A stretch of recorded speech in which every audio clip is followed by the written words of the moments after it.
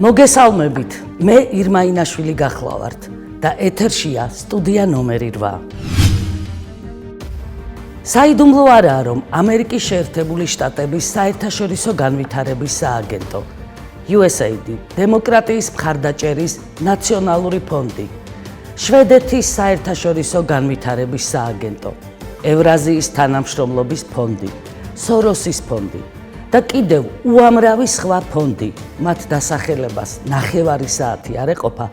მოკლედ, საიდუმლო არაა, რომ ეს ფონდები გრანტების სახით ფულს უყოფენ ქართულ NGO-ებს და ეს თანხები ყოველწლიურად ხაზს უსვამ, ყოველწლიურად $100 მილიონ შეადგენს. ცხადია, არაერთი გრანტი კეთილ მიზანს ემსახურება, მაგალითად, მცირე ბიზნესის წახალისებას ან სოფლის მეურნეობის განვითარებას. მაგრამ მე თქვენი ყურადღება მინდა იმ გრანტებზე გავამახვილო, რომლებიც ემსახურება 5 არას.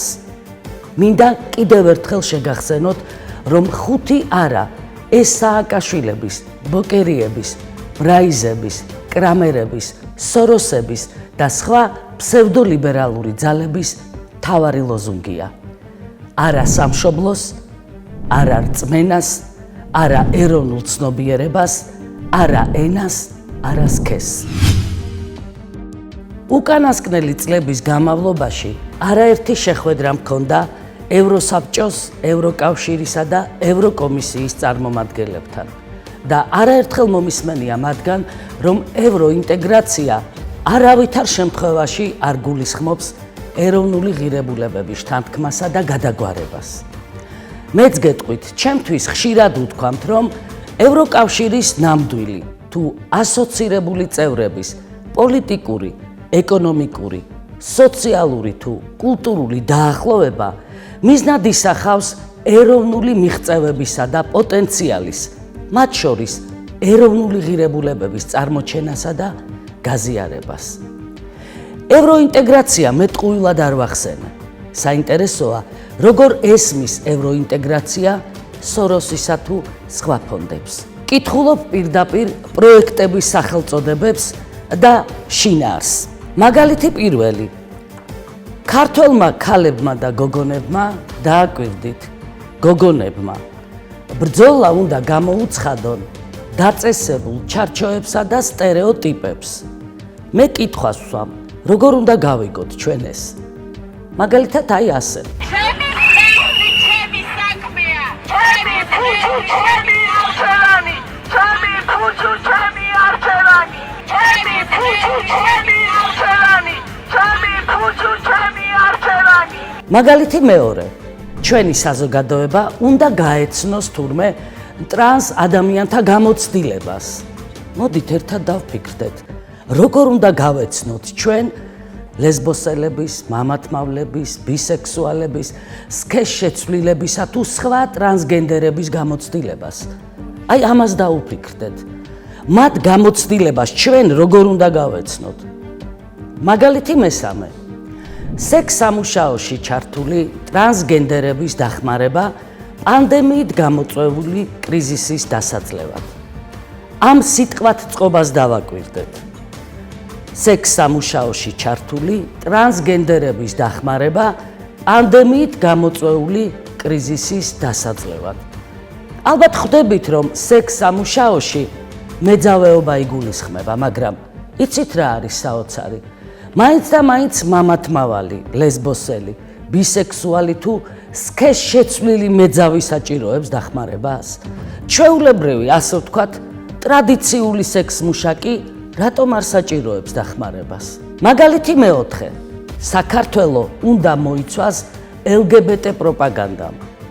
ჩვენი საზოგადოება უნდა გაეცნოს LGBT ჩაგვრის ფაქტებს და უნდა განიმსჭვალოს LGBT-სადმი თანაგრძნობით. ვფიქრობ, აქ კომენტარი არაა საჭირო. ამავე მიმართულებით ამერიკის შეერთებული შტატების საერთაშორისო განვითარების სააგენტო აფინანსებს თბილისი პრაიდს, რომელიც LGBT პირების ოჯახის წევრების მხარდაჭერა გაძლიერებას ითვალისწინებს. მამათმავლების, ლესბოსელების, ბისექსუალებისა და სქესშეცვლილთა პარადზე ვლაპარაკობთ ახლა ჩვენ. დააკვირდით, მათი ოჯახის წევრების მხარდაჭერა და გაძლიერება ყოფილა ერთ-ერთი პრიორიტეტული მიმართულება ამერიკის შეერთებული შტატების საერთაშორისო განვითარების სააგენტოს მხრიდან. ცხადია, ტოლერანტობას ეკლესიამ არ უნდა შეუშალოს ხელი. ამიტომ სრულიად ცალკე თანხებია გამოყოფილი სამღვდელოებაში ცოდნა განათლების შესატანად, რათა მღვდლებმა თავისი წვლილი შეიტანონ ტოლერანტული საზოგადოების ფორმირებასა და დასავლური ტიპის ინტეგრაციაში. კვლავ შეგახსენებთ, რომ ეს გრანტები ევროინტეგრაციის სახელით ინიღბება. ხას უსვამ, ევროინტეგრაციის სახელით ინიღბება. ახლა თქვენი ყურადღება მინდა გავამახვილო ამავე საკითხის მეორე მხარეზე. თანხებს და გრანტებს უყოფენ არა მხოლოდ სააკაშვილ-ბოკერიების NGO-ებს, არამედ ქართული ოცნების ხელისუფლებასაც. მოდით გადავხედოთ ამ პროექტებს. მაგალითი პირველი. გრანტი თანასწორობის მხარდასაჭერად და დისკრიმინაციის წინააღმდეგ. სახელმწიფო და მუნიციპალური ორგანოების თანამშრომლებისთვის. ყურადღებით დააკვირდით. სააკაშვილ-ბოკერიების უფროსი ძმები ატარებენ მთელ რიგ ღონისძიებებს სახელმწიფო და მუნიციპალური ორგანოების თანამშრომლებისთვის, რათა მათ უკეთ გააცნობიერონ თანასწორობის და დისკრიმინაციის საკითხების არსი. მაგალითი მეორე.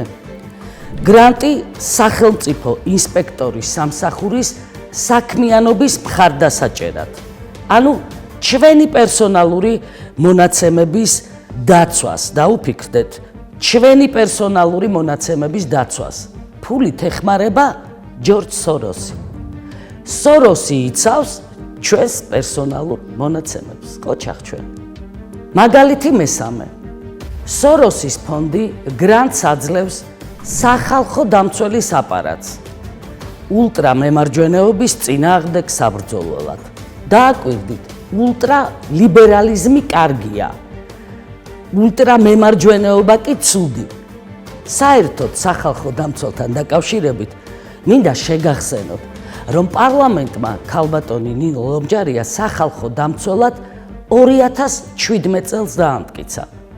მინდა შეგახსენოთ, რომ ორი კანდიდატი იყო მაშინ, ჟურნალისტი გიორგი ფოფხაძე და ნინო ლომჯარია. გიორგი ფოფხაძეს თქვენ იცნობთ.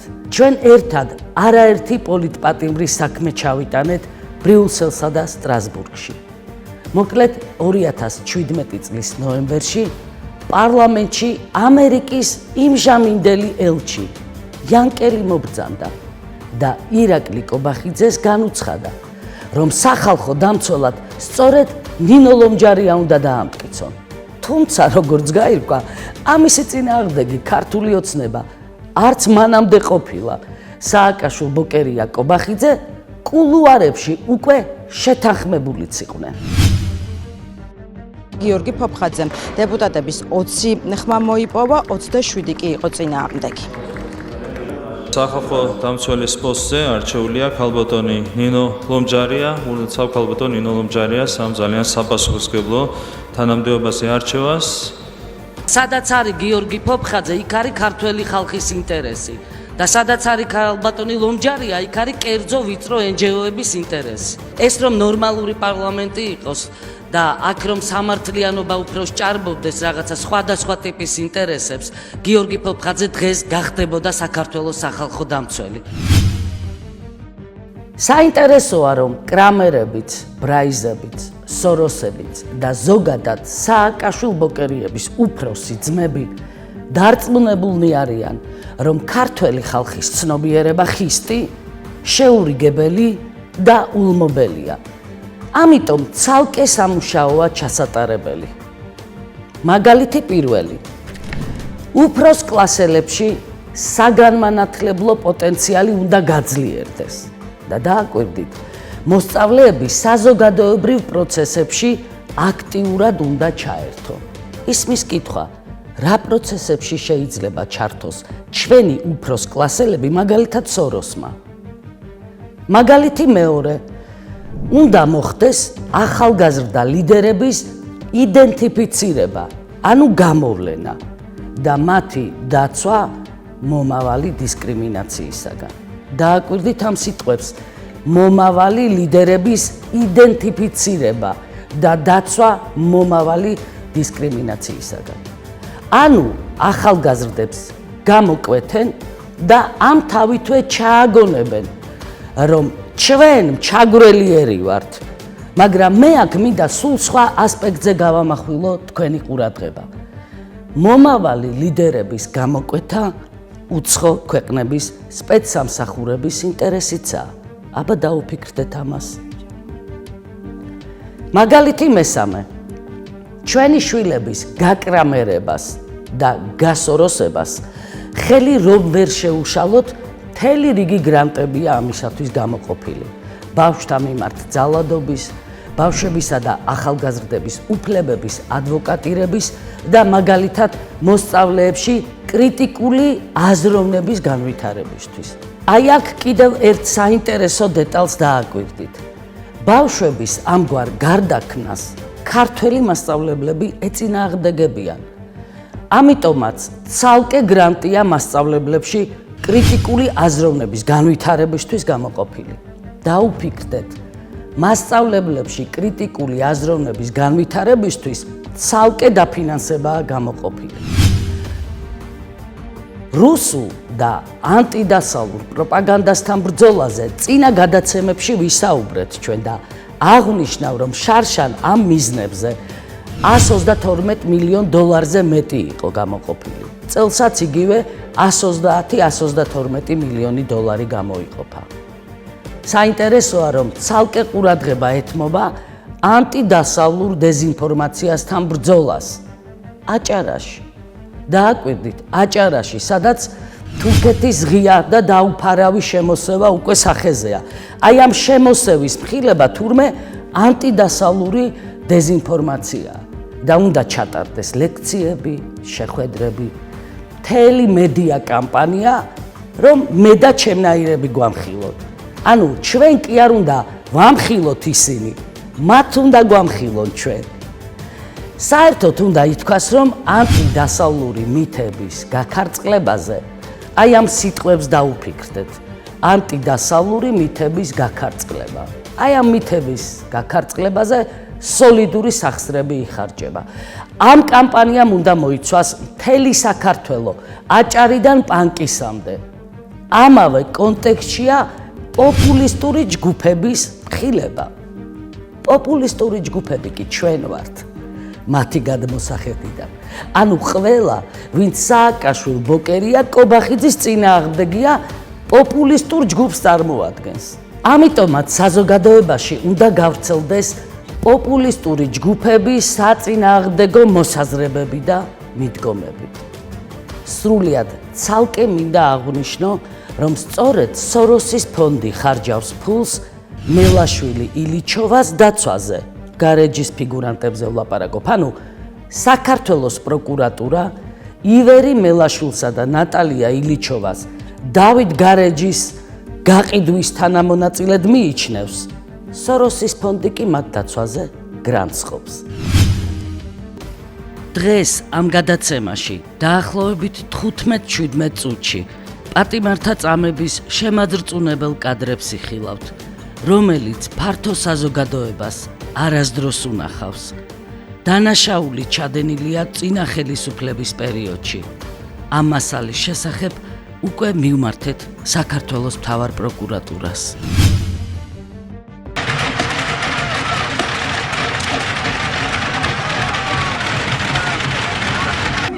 თავისუფლად კულელების გას. გაგო შემოდით სახელ და გვარებს გე სახელი და გვარები გულის ყველა.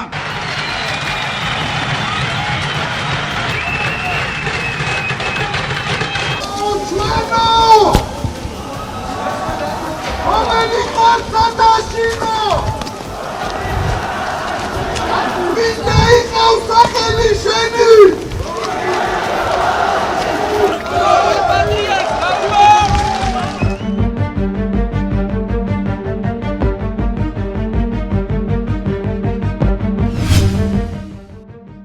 სააკაშვილ-ბოკერიას რეჟიმი რომ პატიმრებს აწამებდა და წამებას რომ სისტემური ხასიათი ჰქონდა, ეს ყველა მიცის.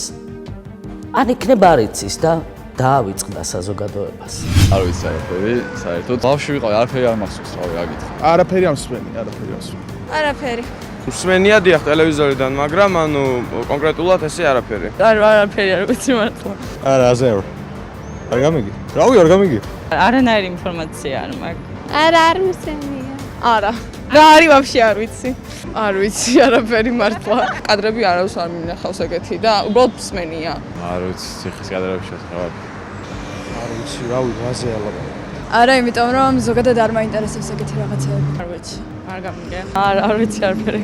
ამიტომ იძულებული ვარ გავიხსენო, რომ ჯერ კიდევ 2011 წელს დავასახელე წამებლების გვარები. ეს რუსთაველის მეტროსთან მოხდა. ვიწყებთ პირდაპირ ამ ჯალათების გვარების კითხვას. ალექსანდრე მუხაძე, მეტსახელად ქილერა, გლდანის მერვე საპყრობილეს დირექტორი. მის სახელს უკავშირდება ასობით პატიმრის წამება. მეგის ქარდავა, ახალაიას თანაგუნდელი, სისასტიკით გამორჩეული ჯალათი, ახალაიების მარჯვენა ხელი. მის სახელს უკავშირდება ასობით პატიმრის სადისტურად წამება. სწორედ მას უკავშირდება არქანიათ ცნობილი საქმე, არქანიათ ცემეს, საკუთარი ჩვენება აჭამეს, ჯერ გაუპატიურებით დაემუქრენ, შემდეგ მისი გაუპატიურება სცადეს. გოგა ბუთლიაშვილი, გლდანის მერვე საპატიმრო დაწესებულების სოციალური სამსახურის უფროსი, სასჯელ აღსრულების სისტემაში ქილერას თანხლები პირია. მის სახელს უკავშირდება ასობით პატიმრის წამება. თამაზ მელაძე, გლდანის მერვე სამპყრობილეს ძველი ყოფილი დირექტორი. წამება ასობით პატიმრის მის სახელს უკავშირდება, მაგრამ ამის გამო იგი არავის დაუჭია, ისევე როგორც ჩემს მიერ ჩამოთვლილი პირები.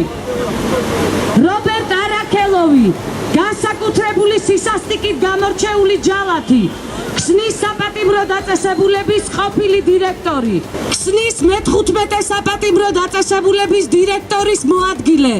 თანამდებობებს დააკვირდით: გიორგი კოხრეიძე, რეჟიმის უფროსი ლევან ლეჟავა. ასობით პატიმარი ყავთ ნაწამები.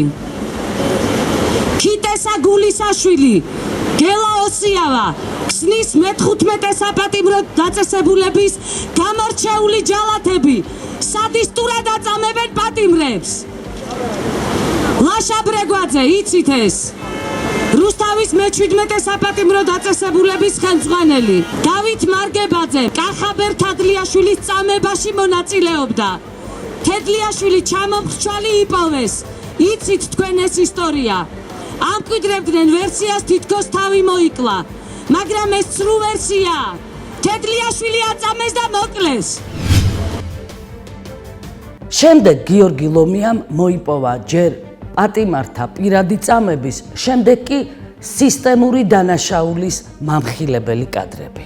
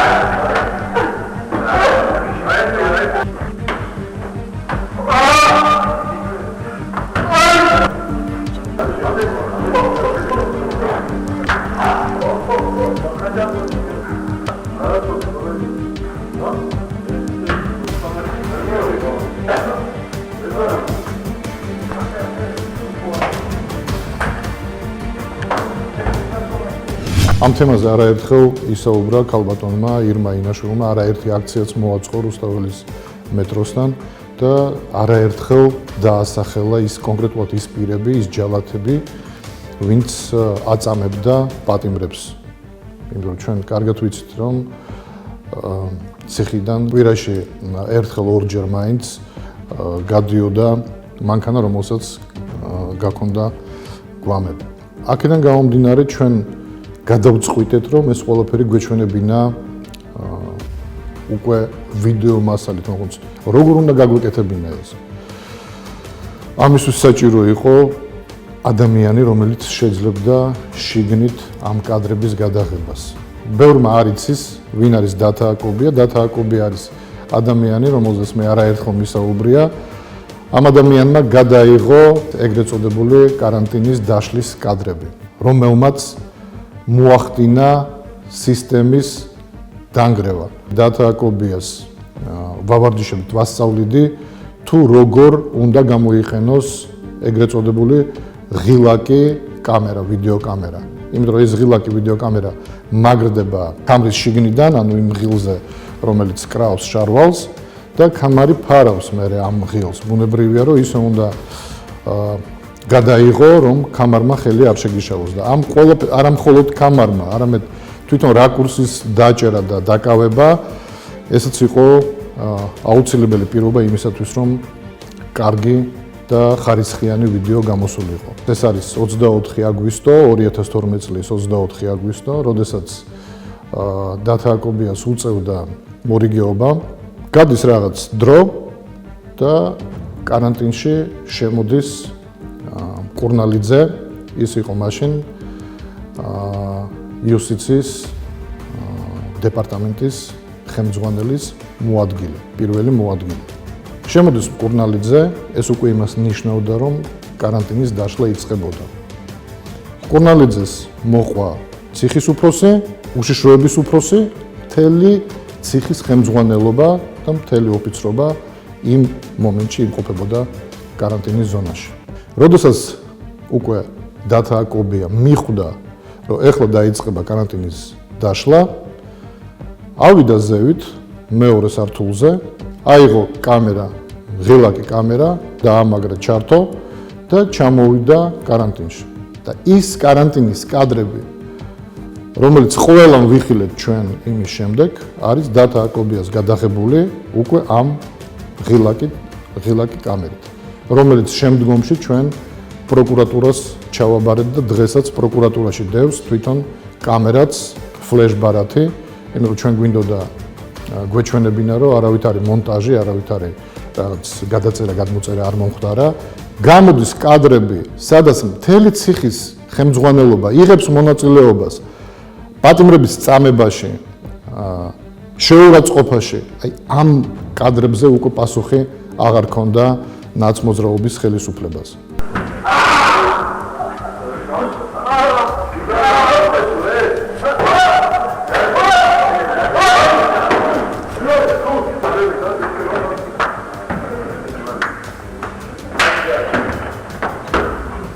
და ზუსტად ამ კადრებმა მოახდინა გარდატეხა იმ მდგომარეობის ქვეყანაში. რა მდგომარეობაც იყო. სამწუხაროა ის ფაქტი, რომ ამ ხელისუფლებამ გააკეთა ყველაფერი იმისათვის, რომ შენარჩუნებულიყო ის კრიმინალური დაჯგუფება, რომელსაც ნაცმოძრაობა ჰქვია და არა მხოლოდ შეინარჩუნა ეს დაჯგუფება, არამედ კოჰაბიტაციაშიც კი შევიდა ამ კრიმინალებთან. მოგვიანებით 2012 წელს ჩვენმა გუნდმა გლდანის მერვე დაწესებულებაში პატიმრების წამების, გაუპატიურების, ცემის და დამცირების კადრები გაასაჯაროვა. ეს კადრები ჩვენ ბრიუსელიდან გავავრცელეთ. მაშინ დავით თარხანმოურავის პირადი კონტაქტების დახმარებით ევროსტრუქტურების პირველ პირებს პირადად გავაცანით ეს მასალა. პატიმართა წამების ფაქტები დაგმო ყველა გავლენიანმა პირმა. ევროკავშირის უმაღლესი წარმომადგენელი კეტრინ ეშტონი. აღშფოთებული ვარ საქართველოში, გლდანის ციხეში პატიმართა ცუდი მოპყრობის ამსახველი შემზარავი კადრებით. გაერთიანებული ერების ორგანიზაციის განცხადება. გაერთიანებული ერების ორგანიზაცია შეზრწუნებულია საქართველოს პენიტენციურ სისტემაში ადამიანის უფლებების დარღვევის ამსახველი ახლახან ნაჩვენების სატელევიზიო კადრებით. ევროსაბჭოს საპარლამენტო ასამბლეა. პატიმართა წამება მიუღებელია ევროპის საბჭოს წევრი სახელმწიფოებისათვის. ევროკავშირის განცხადება. ევროკავშირი შოკირებულია გლდანის საპყრობილეში პატიმართა მიმართ მოპყრობის შემაძრწუნებელი კადრებით. 2012 წლიდან დღემდე 9 წელი გავიდა. საქართველოში მთელი თაობა გაიზარდა და ამ თაობამ აღარაფერი იცის ციხეებში პატიმართა წამების შესახებ. თუ გავითვალისწინებთ, რომ სააკაშვილ-ბოკერიების გარდა ამ ფაქტებზე საუბარს ქართული ოცნებაც ერიდებოდა, თუ გავითვალისწინებთ, რომ ჩვენ სტუდენტებს ზრდიან გია ბუღაძე, გიგი თევზაძე, გია ნოდია, დავით დარჩიაშვილი, ემზარ ჯგერენაია, ზურაბ ჭიაბერაშვილი, თამარ კინწურაშვილი, ლაშა ბაქრაძე, ლევან ბერძენიშვილი, ნოდარ ლადარია, სერგი კაპანაძე, ბექა მინდიაშვილი და სხვები, თუ ყოველივე ამას გავითვალისწინებთ, გასაგები გახდება, რატომ არ იციან ახალგაზრდებმა, თუ რა ხდებოდა საქართველოს ციხეებში სააკაშვილ-ბოკერიას რეჟიმის დროს. მეტიც, უკანასკნელი წლების მანძილზე სააკაშვილ-ბოკერიები ცდილობდნენ დაემკვიდრებინათ აზრი, თითქოს ციხის კადრები დადგმული და მოგონილია. მაგრამ ეს არ გამოუვიდათ, იმდენი პატიმარი იყო ნაწამები და იმდენი პატიმარი გამოვიდა სასამართლოზე. დაუკვირდით, წამების ფაქტებზე ლაპარაკს ტელევიზიებიც გაურბიან. ხელისუფლება საერთოდ აღარ ახსენებს ამ ფაქტებს. თუმცა კობახიძეებისგან მე ეს არ მიგვირს. მოკლედ, რას მივაღწიეთ ჯამში ჩვენ? გაჩნდა ახალგაზრდა ხალხი, ვინც წამებლების აქციებზე დადის და გონიათ, რომ ადამიანის უფლებებს იცავენ. პატიმართა წამების კადრები გაქვთ? არ მაქვს ინფორმაცია, ძალიან პატარა ვარ ასაკით და არც მაინტერესებს ეს თემა. არ მახსოვს, არანაირი ინფორმაცია არ მაქვს მაგაზე. არა. კადრები არ გაქვთ? კადრები არა. არ მახსოვს რა ხდება ციხეებში და არ მაქვს არანაირი ინფორმაცია. არა. ციხის კადრების შესახებ რა ინფორმაციას ფლობთ? არანაირს. ახალგაზრდებმა არაფერი იცით რა ხდებოდა ნაციონალური მოძრაობის დროს ციხეებში? დეტალურად არ ვიცი, დაზუსტებით ვერ ვიტყვი, მაგრამ მსმენია რომ რაღაც ბინძური ამბები ხდებოდა. არაფერი. არ ვიცი, ზუსტად ამ თემაზე არ მაქვს ინფორმაცია არანაირი. არ ვიცი, აქ არ ვიყავ. არ ვიცი, მართლა არ ვიცი. არა, არ ვიცი. არ ვფლობ ინფორმაციას. იმ ახალგაზრდებს, რომლებიც ან არ არიან ინფორმირებული და არ იცოდნენ რა ხდებოდა იმ წლებში, ან უბრალოდ უფრო მსუბუქად უყურებენ ვითარებას, მინდა მივმართო და უთხრა, რომ ჩემო შვილებო, წამებლების და ადამიანების გამაუპატიურებლების გვერდით როგორ დგებით, ხალხო? გადახედეთ რა ხდებოდა, მშობლები მაინც არ გიყვებიან რა ხდებოდა იმ წლებში? რამდენი ადამიანი გაატყავეს, აი აქ რო იჯდა ის ადამიანი იმისმა პოლიტიკურმა გუნდმა. და მოდით აბა მოუხადეთ ბოდიში მოლაშვილის მამას. ბოდიშია საკმარისი? აი რატომ გადავწყვიტე დღეს პატიმრების წამების ამსახველი კადრების ჩვენება. საზოგადოებას მინდა გავახსენო და ახალ თაობასაც მინდა ვაჩვენო, რა ბოროტებასთან მქონდა საქმე. გთხოვთ ტელეეკრანს მოარიდოთ ბავშვები და არასრულწლოვანები. ვიმეორებ, გთხოვთ ტელეეკრანს მოარიდოთ ბავშვები და არასრულწლოვანი ახალგაზრდები. სრულწლოვანი ახალგაზრდები კი უნდა დაფიქრდნენ, რატომ დაისაჯა მხოლოდ რამდენიმე კაცი. პირველი პირები კი გადარჩნენ. საზოგადოების დიდი ნაწილიც ამაზე უნდა დაფიქრდეს. რატომ და ისინი ქართულმა ოცნებამ გადაარჩინა. აი მარტივი პასუხი.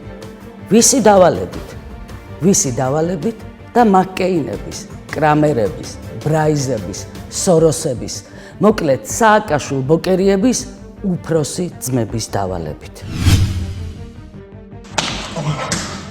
აი, რა მიგითხავ, ხო წელი რა. ხო, რა გადაიწვე. აი, რა მუკლავ. მინატრაგზე თუ არ გაგიკეთო შედება. დროზე მეჭერზე უნდა გამიხარ. ნუ მოხდა. არა, მინდა, აი. შენ გიყურებინო, როგორ გქონს? ჰა? გიყურებინო? არ მინდა. ჰა?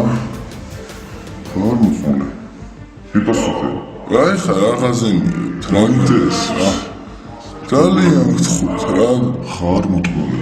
აღიარე მეთქი. მოწმეს. მოწმეს, ეხლა დუბინკით.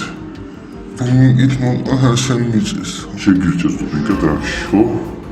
ხო შეგირჩეს დარში დუბინკა. მოწმული ხარ, მოხარ. გამოიგე.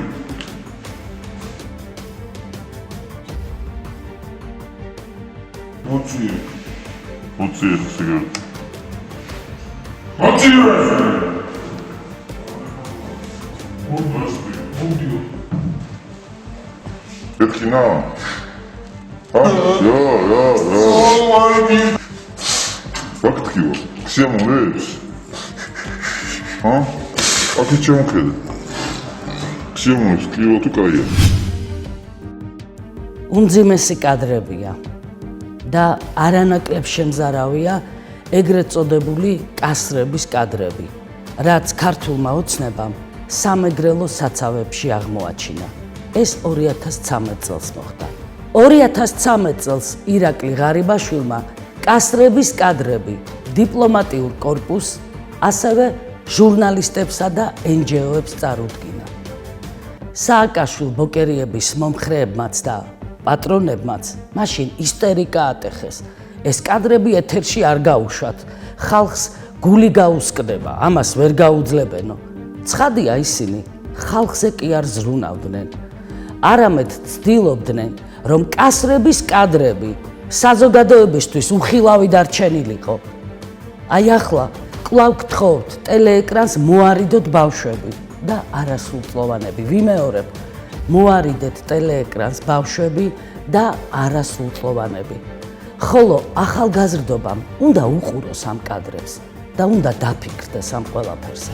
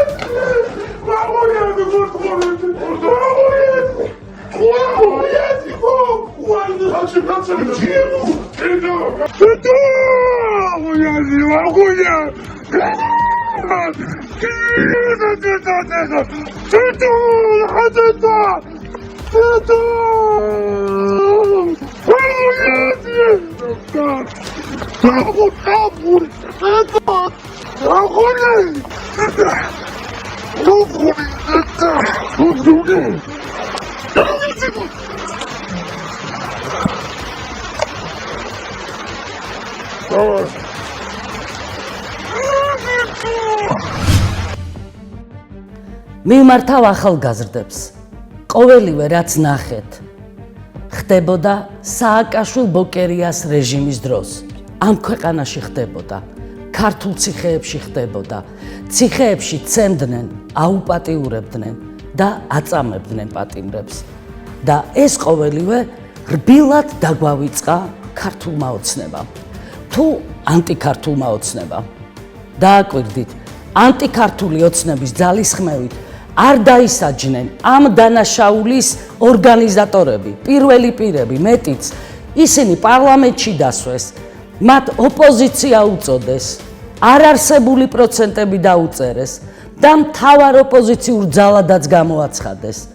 და დღესაც წარმატებით აგრძელებენ პოლიტიკურ თამაშებს.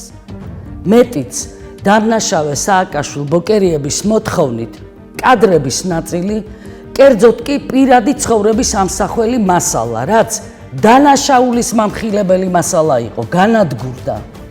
აი ახლა ვნახოთ ეს კადრები.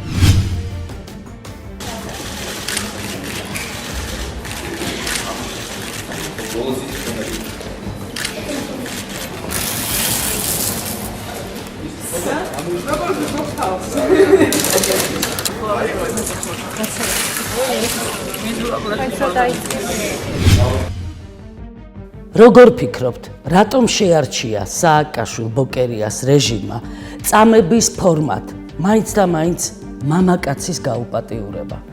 ეს არ მომხდარა შემთხვევით. მამაკაცის გაუპატიურება არაა ქართული მოვლენა. ეს ეწინააღმდეგება ქართულ ხასიათს და ქართულ ბუნებას. სწორედ ეს ხასიათი უნდა დაინგრეს, უნდა გატყდეს ქართველი კაცის ღირსება, უნდა დაამცირონ და უნდა გაადედლონ. აი ეს იყო მათი მიზანი. კვლავ შეგახსენებთ სააკაშვილების, ბოკერიების, კრამერების, ბრაიზების, სოროსების და სხვა ფსევდოლიბერალების მთავარ ლოზუნგს: არა სამშობლოს, არა რწმენას, არა ეროვნულ ცნობიერებას, არა ენას, არა სქესს. ვაგრძელებთ პატიმართა წამების თემაზე საუბარს. ეხლა მინდა სტუდიაში მოვიწვიო ჩვენი მეგობარი, მკვლევარი თორნიკე გასვიანი. არ დატოვოთ ობიექტივის ეთერი. რამდენიმე წამში ჩვენ წამების სრულიად ახალ ფაქტზე გიამბობთ. თორნიკესთან ერთად ჩვენ კიდევ ერთხელ გავიხსენებთ იმას, თუ რა ხდებოდა ქართულ გულაგებში. ჩვენ მთელი ამ 8 წლის მანძილზე ხშირად გვისაუბრია ამ თემაზე, ციხეებში არსებულ ვითარებაზე და მე მახსოვს, რომ თქვენ მუდმივად ეძებდით ორ პატიმარს. და სულ ამბობდით, რომ ძალიან მძიმე ფაქტს ჰქონდა ადგილი და სად არიან, უნდა ვიპოვო ისინი და როგორც მახსოვს, თქვენ ინტერვიუ მიეცით, როგორც ქრონიკა პლუს, ასევე ვერსიას და ამ ფაქტზე და კონკრეტულ გვარებზეც ისაუბრეთ. რასთან გქონდა ჩვენ საქმე, რა ფაქტია ეს? ერთი კონკრეტული ფაქტი ვიცი, რომელსაც ჩართული იყო, რა ვიცი, ორკესტრირებულად ფაქტიურად მთელი სახელმწიფო. ესე იგი მე როცა ხა ვიყავი გვდანის საპყრობილეში ერთი პერიოდი, აი ჩემი წამების კადრები როა, მაგის მეორე დღეს ვიყავი ხა გისოსებზე თვითონ ან კარანტინის ერთ-ერთ საკანში მიმული და შემოიყვანეს ორი პატიმარი ჩემთან. მოყვენ რა? რომ ესე იგი აფხაზეთიდან მოდიოდნენ, ესე იგი მანქანაში ჩაუდეს, დააკავეს ზუგდიდის რაიონში, მანქანაში ჩაუდეს ასაფეთქებელი მასალა საბარგულში და აღიარებინეს, მოკლედ ამ წამების და ნუ იმ რაღაც ის გამო, რასაც არ მინდა ისე ვთქვა, გავიმეორო, შედეგად აღიარებინეს იქ საგამოძიებოს უფროსის სახელი და გვარი დამისახელა რომეო საჯაია იყო ესეთი. ასევე დაასახელა კუდის უფროსი, აქედანაც იყვნენ წარგზავნილები თბილისიდან კუდის თანამშრომლები. ეს ხდება 2011 წლის დასაწყისში. დაახლოებით მარტის ბოლოს აპრილში თუ სწორად მახსოვს, მაგრამ ამის გადამოწმებას არაფერი არ ჭირდება. მოკლედ იქ აღიარებინეს, რომ აპირებდნენ, ესე იგი რუსების დავალებით აპირებდნენ საქართველოში შემოსვლას და ქუთაისის იუსტიციის სახლის აფეთქებას. ეს ტერმინი საერთოდ პირველად გაიგეს, იუსტიციის სახლი არც იცოდნენ, ესეთი რაღაცა თუ არსებობდა. შემდგომ ამისა იქ პროკურორმა მიიყვანა ამ თემასთან დაკავშირებით ზუგდიდის სასამართლოში, ზუგდიდის სასამართლოს მოსამართლემ ორთვიანი აღკვეთი ღონისძიება შეუფარდა. ამის შემდგომ მოყავთ თბილისში. და მე სადაც ვზივარ, ესე იგი ჩემ წინა საკანში ათავსებენ, გისოსებიანი იყო ეს, კარები არ ეხურებოდა. და ერთს რომელიც უფრო ნაწამები იყო მარჯვენა მხარეს და ერთს წინა მხარეს. ნუ მათ სახელი და გვარები ვიცით, ერთი გარდაიცვალა შარშანწინ, მეორე სად არის, ნუ ამას არ გავასაჯაროებ. უცნობის ეთერში მოკლედ ეთერიდან გამოვედით დარეკა ამ ძაძუების ძალიან ახლობელმა. სახელს და გვარს არ დავასახელებ. რომელმაც მოგვიყვა ეს ყველაფერი, მე მგონი თქვენს მოგეცით ის სატელეფონო ჩანაწერი და აუცილებლად მოვალ და ყველაფერს ვიტყვიო რა იყო და როგორ იყო. აქედან გავიგეთ მათ სახელები, გვარები, რაზე იყვნენ დაკავებულები და ასე შემდეგ და ამითი უკვე მე მომეცა იმის საშუალება, რომ უკვე თავად ვისაუბრო ამ საქმეზე. მოდით ახლა მოვისმინოთ ეს ფრაგმენტი ჩვენ საგამოძიებო სტრუქტურებს გადავცემ. ეს სატელეფონო ზარი და განვაგრძოთ ჩვენი გადაცემა. მეზობლები ვიყავით და მე ამას ორივეს ვიცნობდი, მშობლებსაც ვიცნობდი, ძალიან წესიერი და ისეთი გულუბრყურო ბიჭები იყვნენ. კი ბატონო. აი ეს ბიჭები ჯობადო და ეს ავტო შარშან წინ გარდაიცვალა. მარტო მამა თუ ბიძაშვილია? ავთო არის იხილე ბიზაშვილი ავთო და მანჩო. ნაწამები ვინც იყო იმას რა ერქვა? ნაწამები იყო ავთო. ფსიქიურად ნორმალურად არის ხა? ავთო შანშანცინ გარდაიცვალა. ფსიქიკურად ისე არა უხშავდა სავით, მაგრამ არ იყო მაინც და მაინც 100%-იანი და ისტორიას უკაცრავად ამ გაუქმებულების. ხო და მეორე მანჩოს რა უხრეს საინტერესო არ არის, მანჩოს უთხრეს რომ შენ თუ რამე სიტყვე იქ რუსიო ვიზზე ქუთაისის რაღაცის აფეთქება რომ დააბრალეს მაგას იმან თქვა იქ ჯობადო ვიღაც რუსმა დამავალა ეს თუ არა ამას თუ იტყვიო სახს აგიფეთქავდო სოფელში იყო სახლი და კუდის წარმომადგენლები წავიდნენ იქ ზუსტად ვიცი სახლი აუფეთქეს ჯობადო იქ არავით არის რუსი არ ყოფილა ეს იყო იმიტაცია და შობლები კიდევ ჩახოდეს გადარჩენ ის ხალხი მე პირდაპირ ეთერში ამას ყველაფერს მე რას ქვია გასულ არ ვიტყვი როგორ არ ვიტყვი რაზეა საუბარი მე მესმის რომ ერიდებით კონკრეტულად პატივისა და ღირსების შელახვის იმ ფორმაზე საუბარს რა ფორმაც იქნა გამოყენებული ტელემაყურებლისთვის საყურადღებოდ მე მაინც ვალდებული ვარ რომ აღვნიშნო რომ საქმე ეხება ამ ორი პირის ყოფილი პატიმრების გაუპატიურებას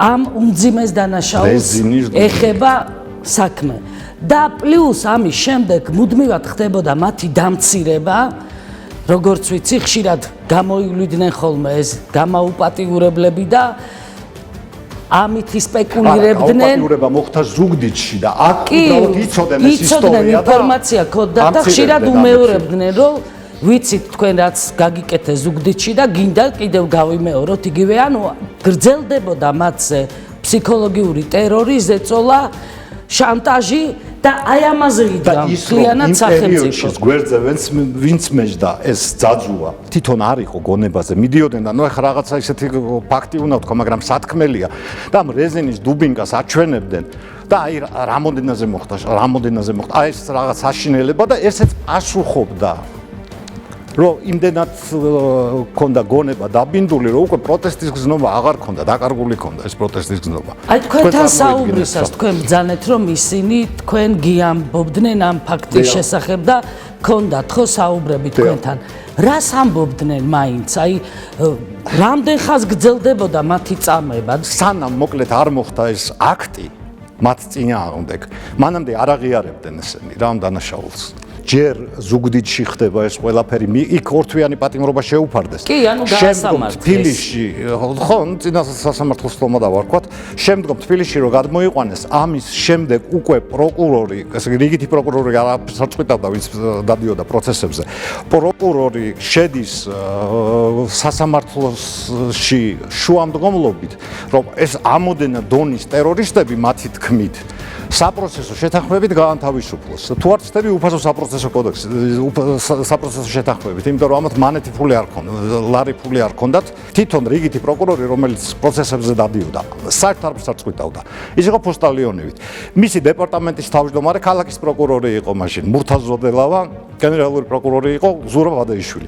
ზურაბ ბადეიშვილს ჰქონდა აი ესეთი აბლაბუდის ქსელი რო ავიღოთ თვითონ იჯდა აბლაბ და ნებისმიერ ქსელის ნაწილს რო შეეხებოდა აი თქვათ აი პირობითად თქვათ ბუზი ეგრევე იგებდა ის ჩვეულებრივ საქმეებზეც და მით უმეტეს წარმოიდგინეთ ახლა რუსეთი აპირებდა საქართველოს წინააღმდეგ ტერაქტის განხორციელებას ამას მთელ მსოფლიოს გააგებინებდნენ დარწმუნებული ვარ ამ ტიპის ფაქტებში და ასეთ ინსცენირებებში ეს ხო იდგმებოდა რა მთელი ვერტიკალი იყო ჩართული იმ დროინდელი მმართველობის მთელი ვერტიკალი იყო კუდი პროკურატურა და ასე შემდეგ რა პროკურატურა სასამართლო ეხლა მოსამართლეს რომ მიუტანეს თბილისში წარმოიდგინეთ ეს საქმე რომ ტერორისტულ აქტს ამზადებდა ორი რუსეთის დავალებით საქართველოს აფეთქებას აპირებდნენ ფაქტიურად ის მარტო შენობა ხო არ არის ჩვეულებრივ ეს იუსტიციის სახლი არის სახელმწიფო მაგალითად შეერთებულ შტატებში როცა ხდება მსგავსი დანაშაული ფედერალურ შენობებში იქ არც პროკურატურას ანდობს სახელმწიფო არც შინაგან საქმეთა სამინისტროს ამის გამოძიებას ეგრევე FBI იღებს ხო ფედერალური ბიურო გამოძიების ამ საკითხს თავის კონტროლზე და თვითონ იძიებენ აქაც გვაქვს მსგავსი შემთხვევა ესე იგი სახელმწიფომ აღკვეთა წარმოიდგინეთ რამოდენა ტერაქტი ესე იგი რუსეთის მიერ დაგეგმილი და ფაქტიურად განხორციელებას ააცილა თავიდან. ეს ყველაფერი ტერაქტი არა, აქ კიდევ ერთხელ გავუსვათ ხაზი, რომ ეს იყო სპექტაკლი, ანუ ეს საქმეში ხო წერია ეს ყველაფერი. ეს ხო სინამდვილეში დანაშაული კი არ იყო, იმიტაცია იყო დანაშაულის. უნდა მივიდეს გამოძიება. ჩვენ ვიცით ფაქტები და ეხლა წარმოიდგინეთ თბილისში სასამართლოზე რომ მიიყვანეს ეს ორი ახალგაზრდა და პროკურორი რომ შევიდა ეხლა შუამდგომლობით სასამართლოს წინაშე რომ საპროცესო კოდექსის შეთანხმებით გავანთავისუფლოთო ეს ორი ტერორისტი მათი თქმით და მათი გამოძიებით და მოსამართლეს და პროკურორსაც აქვს ჩამოწერილი რა შემთხვევაში შეიძლება დაუდოს საპროცესო შეთანხმება ბრალდებულს და პირველი რა შემთხვევაში მეორე მესამე რა შემთხვევაში და ეხლა უკაცრავად რაღაც პატარა გადახვევას გავაკეთებ ცოლმა ქმარს ან ქმარმა ცოლს ცუდად რო შეხედოს ორთვიანი პატიმრობას ეგრევე უჟის მოსამართლე და შემდეგ უკვე აუცილებლად ასამართლებენ ძალიან კაცრად და აქ წარმოიდგინეთ ესე იგი არსებობს ირმა ადამიანის უფლებათა დაცვის კონვენცია რომელიც წლების განმავლობაში იხვეწებოდა და იხვეწებოდა არსებობს ადამიანის ამ კონვენციის მიხედვით ადამიანის ფუნდამენტური სიცოცხლის უფლება და აი ხა ეს ორი უფლება განვიხილოთ პატივისა და ღირსების უფლება არის შემთხვევები როცა სახელმწიფოს გადაუდებელი აუცილებლობის შემთხვევაში შეუძლია შეზღუდოს ეს ფუნდამენტური უფლებები ადამიანის სიცოცხლის უფლებაც კი თუ სახელმწიფოს რაღაცაში დაჭირდა თქვა თქვენ და უკითხავთ შეუძლია არის ისეთი მომენტები რომ შეუძლია თქვენი სიცოცხლე ხელყოს მაგრამ ადამიანის პატივისა და ღირსების უფლების შევახვა არც შემთხვევაში არ შეუძლია 8 წლის მანძილზე თქვენ ეძებდით ამ ადამიანებს კიდევ ერთხელ თქვათ ეძებდით გინდოდათ რომ მიგეკულიათ კვალისთვის რატომღაც იქნებოდნენ და გადაცემის შემდეგ უცნობთან იყავით თქვენ სტუმრად უკვე მიიღეთ ინფორმაცია ამ ადამიანების შესახებ ძალიან სამწუხარო რომ ერთი გარდაცვლილია მეორე ცოცხალია და არ ვამბობ სად არის არ ვიცი მე არ ვიცი სად არის მაგრამ რა არის თქვენი мотиваცია აი დღეს როდესაც საუბრობთ ამ ფაქტზე ვის მიმართავთ თქვენ და რა არის მიზანი ამ ხელისუფლების პირობებში რომელიც მთელი ამ წლების განმავლობაში არც ერთ მნიშვნელოვან საქმეს არ იძიებდა ხელს აფარებდა დამნაშავეებს ამას მე ვლაპარაკობ მე მაქვს ამაზე საუბრის უფლება იმიტომ რომ პარლამენტის ტრიბუნიდან მუდმივად ამაზე ვლაპარაკობდი დასაჯეთ დამნაშავეები თქვენ გაქვთ დღეს საფუძველი იმ რწმენის რომ დაიწყება ამ ფაქტის გარშემო გამოძიება და მივა ეს საქმე ბოლომდე. აი ბოლოს ვიტყვი ამას ყველაფერს. ბოლო და თავიდან მინდა ვთქვა რომ ეხა მე ისეთ რაღაცებს ვთქვა და ისეთ თადარიგში ვიტყვი რომ აუცილებლად ჩემს წინააღმდეგ გაგორდება ნუ რაღაც აი ტალახის ზვინი. ვისი მხრიდან და ნუ გინდა ტელევიზიების მხრიდან, გინდა მონაწილეების მხრიდან რომლებიც დარწმუნებული ვარ ძალიან დიდი უმრავლესობა დაწინაურებულია. ის პროკურორებიც, ის კუდის თანამშრომლებიც, ის საგამოძიებო ნაწილის ხელმძღვანელებიც ძალიან დიდი ქსელია მოკლედ რა მათი მხრიდან მაგრამ ერთი რამე მინდა უთხრა რა მე ხა კოსმონავტებთან ერთად დავფრინავ ჰაერში ერთი ქრომოსომით მეტი მაქვს ერთი ქრომოსომით ნაკლები მაქვს მე ვარ შეზღუდული შესაძლებლობის პირი თუ არა ვარ ამ დროს ვარ მე კიბომჭირს დიაბეტი მაქვს თუ რაიმე სხვა ქრონიკული დაავადება ამას ამ საქმეში არანაირი მნიშვნელობა არ აქვს მე ტელევიზიებს პირველ რიგში პრევენციისთვის ამბობ რაიმეს საფრთხეს რა თქმა უნდა მუდმივად გორდებოდა ხოლმე ჩემზე როდესაც დაპირისპირებული ვიყავი სააკაშვილთან მუდმივად გორდებოდა ხოლმე ჩემზე ეს უარყოფითი ისე მაგრამ ამას არანაირი მნიშვნელობა არ აქვს მე ამისთვის მზათა ვარ და მიზანმიმართულად და წინასწარი განზრახვით მივდივარ ამაზე ხა ისეთი მონსტრები არიან ჩაბმული როგორც არის შინაგან საქმეთა სამინისტრო საგამოძიებო სახით ზუგდიდის საგამოძიებო სახით კუდი იმდროინდელი პროკურატურა, სასამართლო და წარმოიდგინეთ სასამართლოს თავები, იმის რა ქვია, პროკურატურის თავები. ბადეიშვილმა სახლიდან რომ გავდიოდით, ხურდაფული რამდენი გვედო ჯიბეში ისიცოდა. და ვერავინ ვერ დამარწმუნებს და საზოგადოებას მით უმეტეს ვერ დაარწმუნებს, რომ რუსეთის მხრიდან ტერაქტი მზადდებოდა საქართველოზე.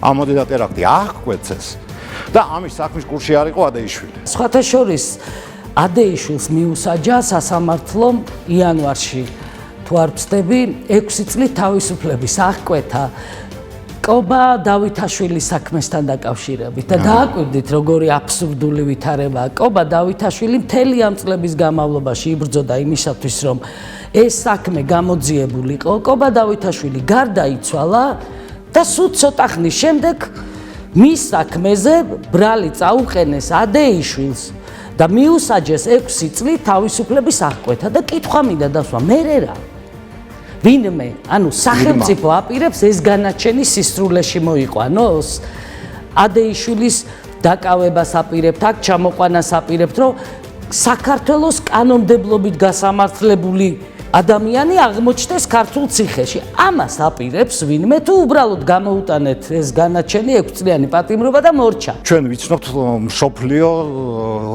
მსოფლიოს ისტორიას, ესე ვთქვათ რა, ხალხების. ახლა ვიცით ქრისტიანობამდე რო რაღაცები იყო, ვთქვათ ქრისტიანობის დევნა. შემდეგ ახლა მონგოლებმა, სპარსელებმა, ოსმალებმა, რუსებმა ბევრჯერ გადაგვიარეს, გადმოგვიარეს, ასევე იყო აი ევროპას რო დაუბრუნდეთ, ხო, ინკვიზიცია, ასევე იყო ბართლომეს ღამეები, რაღაცები, სულ მუდმივად იყო ერთი ნაწილის მიერ მეორეს გაჟუჟვა, მაგრამ ფაშისტური გერმანია ფაქტიურად მილიონობით ადამიანს აწამებდა, გაზის კამერებში ხუთავდა, ხვიტავდა, მაგრამ მე ერთი ფაქტი არ მახსოვს აი ამ ისტორიიდან, რომ თქვა აი ფაშისტური გერმანელებიც კი, ფაშისტებიც აუპატიურებდნენ მამაკაცებს ჩვენების მიღების მიზნით. ეს ნამდვილად არ იყო ქართული მოვლენა და ამ მეთოდს და ამ ბოროტხერს ურცტად იმიტომ აკეთებდნენ და იმიტომ იყენებდნენ რომ გაენადგურებინათ ქართველი მამაკაცის ღირსება. პატივი და ღირსება რომ აღარ ჩვენი ბრძოლის შედეგად მე პირდაპირ ვამბობ ამას და არავითარ შემთხვევაში აღარ ვაპირებ თავის დაკნინებას. ჩვენი ბრძოლის შედეგად მოხდა ზუსტად რომ მთელი სისტემა იქნა მხილებული და დღეს ვეღარავინ ვერ ბედავს რომ სისტემური ხასიათი მიეცეს ციხეებში პატიმართა წამებას, თუმცა არის ერთეული შემთხვევები, იქაც შემორჩენილია ის ძველი კადრები, რომლებიც ალაგ-ალაგ გვესმის რომ ისევ აშინებენ განხორციელებული ფაქტის შესახებ მე არ მსმენია, მაგრამ დაშინების შესახებ ალაგ-ალაგ ხდება ჩვენ ინფორმაცია, რაც თავისთავად საგულისხმოა და ამას უნდა მიექცეს ყურადღება. მოწოდება მინდა გავუკეთო რა, არა მარტო პროკურატურას, მე დარწმუნებული ვარ ის ადამიანები იქ ფესვები აქვთ დღესაც გამჯდარი პროკურატურაში. მინდა პარლამენტის თავმჯდომარეს მოუწოდო, მინისტრთა საბჭოს თავმჯდომარეს თქვა ღარიბაშვილს. შექმნა პარლამენტმა შექმნა საგამოძიებო ჯგუფი, რომელიც კურირებას და ზედამხედველობას გაუწევს ამ საგამოძიებო ჯგუფს, რომელიც მე დარწმუნებული ვარ იმმა, ეხლა კი საუბრობდით მე და თქვენ გარეთ, რომ არ არიან ესენი არაფრის გამომძიებლები, თქვა მეც ვიძახთე არ არის, მაგრამ ეხლა იმედი ბოლოს კვდებაო. მე რატომღაც დარწმუნებული ვარ, რომ ეს ისეთი გამაოგნებელი ფაქტია და ფაქტიურად მე ამის მოწამე ვარ ყველაფრის. მოწმეები არსებობენ. თვითონ ფაქტი არსებობს ამ ყველაფრის აღკვეცის, მე ეგ მოსulis თქვათ ეს მოსამართლეები და გაუმძიებლები არ დაფარავენ, მე დარწმუნებული ვარ მათი ზემდგომების ჩართულობას და ესე დარწმუნებული ვარ ადეიშვილამდე სავლებ. და მინდა მოუწოდო ეხლა რა ამათ ყველაფერს და პირველ რიგში მედია საშუალებებს. მე ხა ჩემი აზრით, ჩემი გადმოსახედიდან მე არ მინდა არავინ გავაკრიტიკო, მაგრამ რაღაც უმნიშვნელო რაღაც საკითხებით არიან დაკავებულები. დაინტერესდნენ ამ საქმით რომეო საჯაია იქ არის, ახალაია როლანდი იქ არის, მურთაზოდელავაც აქ არის. მოკლედ და ანუ ადეიშვილი იქ არის, მაგრამ რა მნიშვნელობა აქვს? მე დარწმუნებული ვარ, რომ ესენი უფლებამოსილების გადამეტებისთვის არ ჩაჯდებიან ციხეში და დაასახელებენ თავიანთ ზემდგომს, რომელიც გასცემდა ბრძანებას, რომ აი ესეთი რაღაცა გაეკეთებინათ. ეს იყოს ზემოთ დაგეგმილი ყველაფერი, რომ აი მოდით ახლა არაფერი არ ხდება და მოვიგონოთ ახლა ჩვენ ტერაქტი რუსეთის მიერ საქართველოს წინააღმდეგ, როგორ უნდა განხორციელდეს ტერაქტი. ეს ყველაფერი კარგად ჩამოწერეს და აღასრულეს. და მე გამოუშვეს ორ დღეში. ნახოთ როგორ განვითარდება მოვლენები. ნახოთ რა რეაგირება ექნება პროკურატურას, ნახოთ რა რეაქცია იქნება პარლამენტის თავმჯდომარის მხრიდან. მე თქვენგან განსხვავებით არ მინდა დავმალო არც ამ გადაცემაში.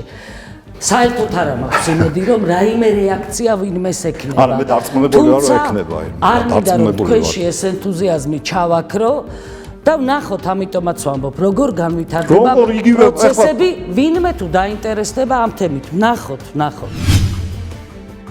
თორნიკე გასვიანმა უკვე მიმართა განცხადებით საქართველოს მთავარ პროკურორს. ჩვენ ველით რა რეაქცია მოყვება ამ განცხადებას? დაიწყება თუ არა გამოძიება? ამის შესახებ ობიექტივი და ჩვენი გადაცემა სტუდია ნომერი 8 აუცილებლად გაცნობებთ. ზოგადად ყველას და ყველაფრის შეურაცხყოფა, ცილის წამება და ყველაფრის გაბაიბურება ფსევდოლიბერალური ძალების ტაქტიკა. არა მარტო ცოცხალი ავტორიტეტების, მაგალითად პატრიარქის, არამედ ეროვნული გმირების, ქართველი მეფეების თუ წმინდანების მიზანმიმართული შეურაცხყოფა. ამას თავისი დატვირთვა აქვს. ქვეყანაში არ უნდა დარჩეს გაულანძღავი ადამიანი. სხვადასხვა შოუებში ხან ვახტანგ გორგასალს, ხან დემეტრე თავდადებულს, ხან გიორგი სააკაძეს, ხან ერეკლე მეფეს და ხან ქეთევან დედოფალს იგდებენ აბუჩად. ახალგაზრდა გოგონამ გახსოვთ ალბათ პრეზერვატივები გამოუშვა. პრეზერვატივზე თამარ მეფე და დავით აღმაშენებელი გამოსახა და სიამაყით გვამცნო. თქვენ ეს მარტო ამ გოგონას იდეა ხომ არ გგონიათ? ეს იდეები ფსევდოლიბერალების ოფისებში მწიფდება და ვინც ამ ყოველივეს გმობს, უმალ ცხადდება რუსეთის აგენტად.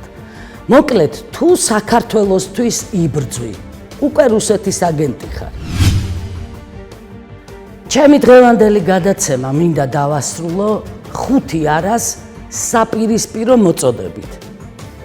კი რწმენას, ჩვენ გვწამს ღმერთის და ვართ ღმერთის ერთგულნი. კი სამშობლოს, ჩვენ გვიყვარს ჩვენი სამშობლო და ვართ მისთვის თავდადებულნი. კი ეროვნულ ცნობიერებას, ჩვენ ვაზროვნებთ ქართულად და დავრჩებით ქართველებად. კი ქართულ ენას, ჩვენ ვსაუბრობთ და ვისაუბრებთ ქართულად. კი სქესს, ჩვენ ვაჟებს ვზრდით ვაშკაცებად და გოგონებს მანდილოსნებად. ამ გადაცემას Facebook-ი ალბათ დაბლოკავს. ამიტომ პარასკევს დღევანდელ გადაცემას ჩვენ კვლავ გავიმეორებთ. შემდეგ 4 შაბათს კი ჩვენ უკვე კოჰაბიტაციაზე ვისაუბრებთ დეტალურად და კოჰაბიტაციის თავარ მონაწილეებს ვამხელთ. ჩვენ ვისაუბრებთ ბოლოდროინდელ პროცესებზეც, ეგრეთ წოდებული ოპოზიციის და ქართული ოცნების მორიგ ჩახუტებაზე. ეს კადრები ჩვენ ყველამ ერთად ვიხილეთ რამდენიმე დღის წინ. პარლამენტში შესვლასთან დაკავშირებით. აი ეს აქტი, ეს არის უკვე კოჰაბიტაციის საბოლოო ეტაპი, როცა ძალაუფლებას, მმართველობას იყოფენ ჩვენ თვალწინ.